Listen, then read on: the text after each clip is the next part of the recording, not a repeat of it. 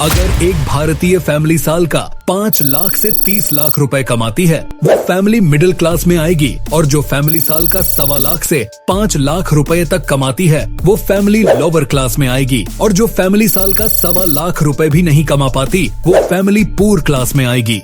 यानी कि अगर आपको इंडिया में मिडिल क्लास में आना है, तो आपकी फैमिली की महीने की इनकम मिनिमम 40,000 रुपए तो होनी ही चाहिए। अब इस चार्ट को देखो, अगर कोई व्यक्ति महीने के 25,000 रुपए कमा रहा है, जो कि साल का होता है 3 लाख रुपए, तो वो व्यक्ति भारत के टॉप 10% लोगों में आ जाएगा। यानी कि महीने के 25,000 रुपए कमाने वाला इंसान भारत के 90% लोगों को पीछे छोड़ देगा। अब इससे साफ दिखाई देता है कि भारत में कितने कम लोग हैं जो महीने के 25,000 रुपए भी नहीं कमा पाते। और अगर मान लो 25,000 रुपए कमा भी लिया और उन्हें सेव भी कर लिया, तो उन्हें 1 करोड़ रुपए बचाने में पूरे 33 साल लग जाएंगे। और ये तो तब होगा ना जब वह 1 रुपए भी खर्चा न करे। इससे पता चलता है कि हमारे देश में लोग मिडिल क्लास तो छोड़ो, ढंग से लोअर क्लास की कैटेगरी में भी नहीं आते, क्योंकि उनकी सालाना इनकम ही बहुत ही कम है।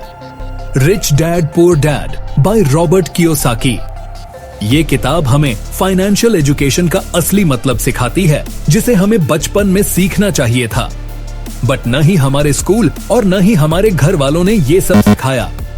रिच लोग पैसों की सीक्रेट अपने बच्चों को सिखाते हैं, और जिन्हें ये सब नहीं पता होता, उनके लिए ये किताब एक वरदान के बराबर है।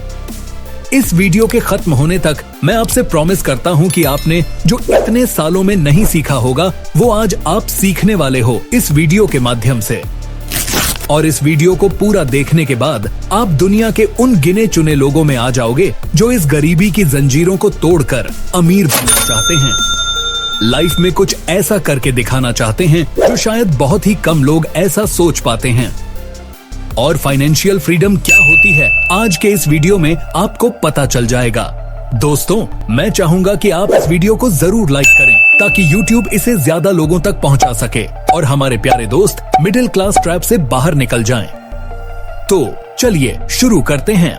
Lesson number 1, rich don't work for money, money work for them. Robert Kiyosaki कहते हैं कि पुअर और मिडिल क्लास लोग पैसों के लिए काम करते हैं, जबकि रिच लोग पैसों के लिए नहीं, बल्कि पैसा उनके लिए काम करता है। हमें बचपन से यही सिखाया जाता है कि बेटा अच्छे से पढ़ाई करो, अच्छे मार्क्स लाओ, तभी बड़े होकर हमें एक अच्छी जॉब मिलेगी जिसमें हम जी जान लगाकर अपने बॉस के लिए काम करेंगे। बट इसमें एक प्रॉब्लम है। रॉबर्ट कहते हैं कि जब भी हमें पहली सैलरी मिलती है, जिसका हमें कई सालों से इंतजार था, और हम ये सब चीजें खरीदने की सोचने लगते हैं। शुरुआत एक स्मार्टफोन से होती है, जो धीरे धीरे एक बड़े घर की तरफ चली जाती है, और महीना खत्म होते होते हम अपने सारे पैसे खर्च कर देते हैं और फिर से अगले महीने की 1 तारीख का वेट करते हैं। रॉबर्ट कियोसाकी ने एक बहुत ही अच्छी कहावत कही है, a salary is like a drug, your employer give you to forget your dream. यानी कि सैलरी एक ड्रग की तरह काम करती है, जो आपको आपके सपने भुलाने में मदद करती है।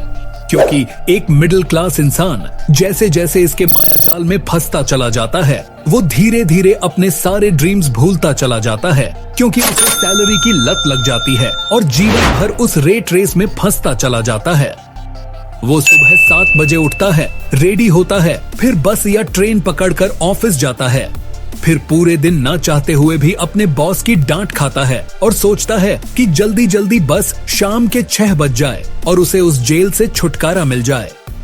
ये सब झेलने के बावजूद वो जॉब को नहीं छोड़ सकता, क्योंकि उसे पता है कि सैलरी नहीं आएगी तो घर कैसे चलेगा, क्योंकि बचपन से यही तो कमाने के सपने दिखाए गए थे।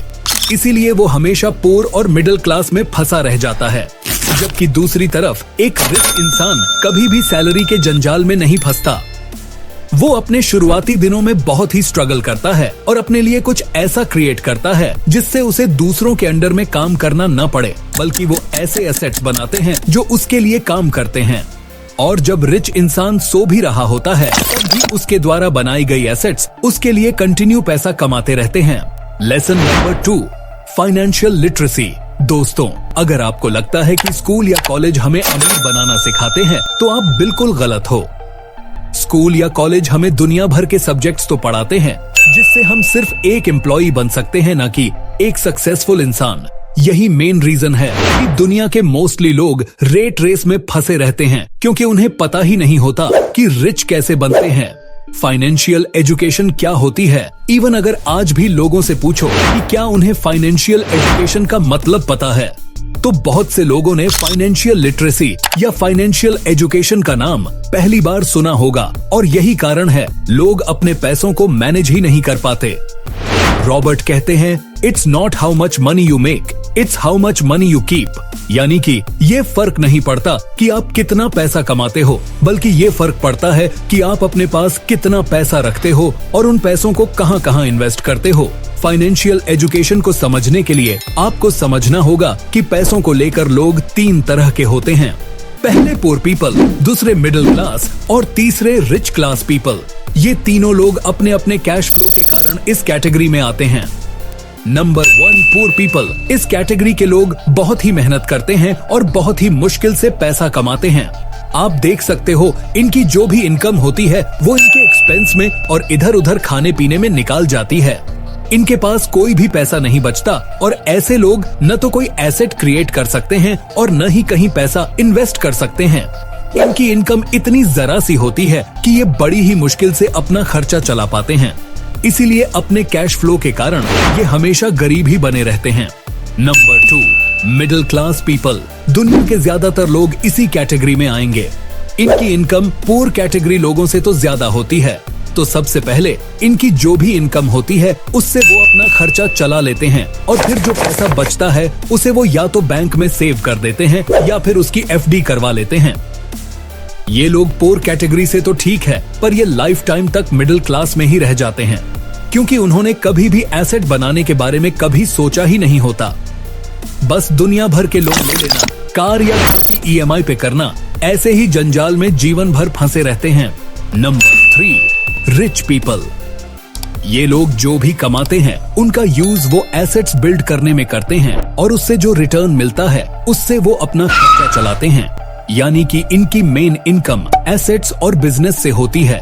ये सबसे स्मार्ट तरह के लोग होते हैं, क्योंकि इनके पास कोई भी लायबिलिटीज नहीं होती और लायबिलिटीज न होने के कारण ये अपने पैसों को काम पर लगाते हैं। यानी यह इन्वेस्ट करते हैं जहां पर इनका पैसा पावर ऑफ कंपाउंडिंग की मदद से अपने आप ग्रो होता रहता है और ये अपनी जिंदगी बहुत ही आराम से जीते हैं।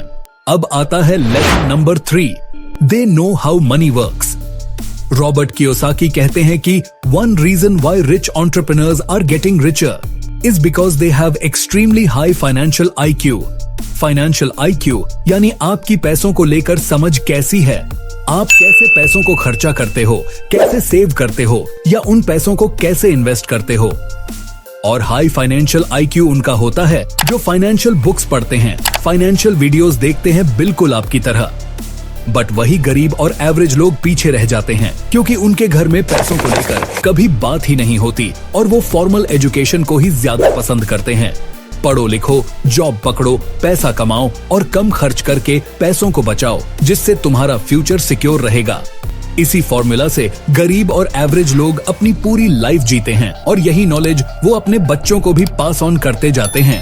अब अगर आप किसी गरीब बच्चे से पूछो कि वो गरीब क्यों है, तो उसके पास पैसा न होने के कई सारे रीजन होंगे। जैसे उसके फादर की इनकम सिर्फ 15,000 है, उनके पास कोई सेविंग नहीं है, वो ज्यादा एजुकेटेड भी नहीं है, वगैरह वगैरह। और यही सेम सवाल अगर किसी अमीर बच्चे से पूछोगे कि वो इतना अमीर क्यों है, तो वो तुरंत बता देगा कि उसके फादर क्या क्या काम करते हैं, उसके पास कितने सारे एसेट्स हैं, पैसा कहां कहां से आता है। अब क्योंकि वो खुद ही अमीर घर से बिलोंग करता है, इसीलिए उसे अपनी फैमिली से ही फाइनेंशियल एजुकेशन मिल जाती है। वो बचपन से ही सीख जाता है कि पैसा कैसे कमाया जाता है, इन्वेस्ट कैसे किया जाता है। यही रीजन है पीढ़ी दर पीढ़ी अमीरों का पैसा दिन प्रतिदिन बढ़ता चला जाता है।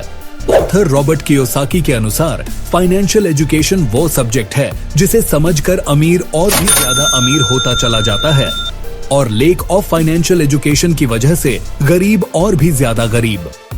अब ऐसा नहीं है कि कोई पुअर या मिडिल क्लास इंसान अमीर नहीं बन पाएगा। जो लोग फाइनेंशियल एजुकेशन को सीखेंगे, बुक्स पढ़ेंगे, फाइनेंशियल वीडियोस को देखेंगे और खुद को फाइनेंशियल स्मार्ट बना लेंगे। ऐसे लोग मिडिल क्लास की जंजीरों को तोड़कर रिच क्लास में जंप कर जाते हैं। अब आता है लास्ट और सबसे important lesson number 4, everything is not risky. Robert बोलते हैं कि often people are not able to achieve what they want because everyone thinks that everything is risky. लोगों को लगता है कि हमें तो सिर्फ एक जॉब करनी है जिससे हम सिक्योर रहे, कहीं अमीर बनने के चक्कर में हम सब कुछ लुटा ना दे, और इसी चक्कर में वो कभी भी कुछ नया ट्राई ही नहीं करते। ऑथर बोलते हैं कि सबसे बड़ा तो रिस्क यही है कि तुम्हारे पास सिर्फ एक जॉब है और भगवान ना करे अगर तुम्हारी जॉब किसी कारण से चली गई तो तुम और तुम्हारी पूरी फैमिली रोड पर आ जाएंगे। रॉबर्ट कियोसाकी बोलते हैं कि अगर तुम्हें अमीर बनना है और अपनी फैमिली को सिक्योरिटी देना है तो तुम्हें अपनी सोच को बदलना होगा और अपने लिए कुछ एक्स्ट्रा इनकम के सोर्स को तलाशना ही होगा। हो सकता है शुरुआत में बहुत सारी तुम्हें दिक्कतें आए, बहुत सारी तुम्हें टेंशन लेनी पड़े, लेकिन अगर एक बार तुम किसी चीज में सक्सेस हो गए तो फिर तुम्हारी पूरी लाइफ आराम से सिक्योर हो जाएगी। तो एट लास्ट ये बुक हमें ये सिखाती है कि आपके पास कोई डिग्री हो ना हो, इस बात से कोई फर्क नहीं पड़ता। आपको तो सिर्फ कुछ प्रिंसिपल्स को फॉलो करना है और सक्सेस की सीढ़ियों को चढ़ते चले जाना है। तो दोस्तों, उम्मीद करता हूँ कि आपको ये वीडियो पसंद आई होगी। वीडियो पसंद आया तो इसे लाइक करें, नहीं पसंद आया तो डिसलाइक करें। आपका वैल्यूएबल टाइम देने के लिए बहुत बहुत धन्यवाद।